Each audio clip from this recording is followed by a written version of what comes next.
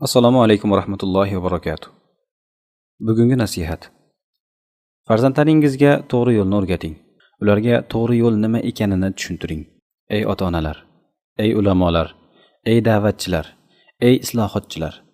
Farzandlaringizga va avlodlaringizga to'g'ri yo'lni tushuntiring va o'rgating.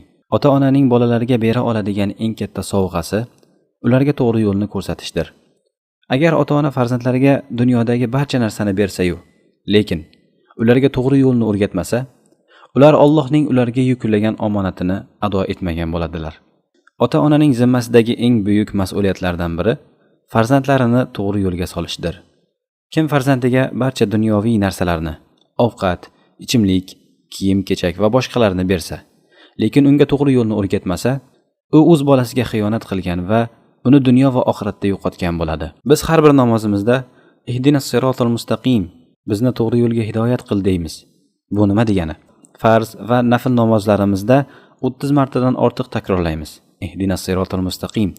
Bu nimani anglatadi? Bu ey Robbimiz, bizni hidoyat qil, sobit qadam qil, to'g'ri yo'lga yetakla, bizni ilhomlantir deganidir. Shunday ekan, ey ota-onalar, sizlar ham shu oyatga amal qiling. Farzandlaringizni to'g'ri yo'lga yo'naltiring. Ularni shu yo'lda sobit qadam qiling. Ularga bu yo'lga yetishish uchun barcha imkoniyatlarni yarating. To'g'ri yo'l nima? Sahobalar va ulamolar to'g'ri yo'l haqida quyidagilarni aytganlar. To'g'ri yo'l 5 ta narsa. Birinchisi islom, to'g'ri yo'l. Qur'on, to'g'ri yo'l. Payg'ambar sollallohu alayhi va sallam, to'g'ri yo'l. Allohning buyrug'iga itoat qilish, shariatiga amal qilish, jannatga yetaklovchi yo'l, to'g'ri yo'l. Sahobalar radhiyallohu anhum, to'g'ri yo'l. Farzandlaringizga to'g'ri yo'lni o'rgating va ularga bu 5 narsa aynan to'g'ri yo'l ekanini tushuntiring. Chunki ikki xil yo'l bor. Dunyodagi yo'l, to'g'ri yo'l, islom yo'li. Oxiratdagi yo'l sirot ko'prigidir. Alloh taolo aytadi: "Sizlardan har biringiz albatta sirot ko'prigiga o'tuvchidir. Bu Rabbingiz zimmasiga olgan qat'iy hukmdir. So'ngra taqvodorlarni najotga chiqaramiz va zolimlarni u yerda yiqitib qo'yamiz." Maryam surasi 71-72 oyatlar.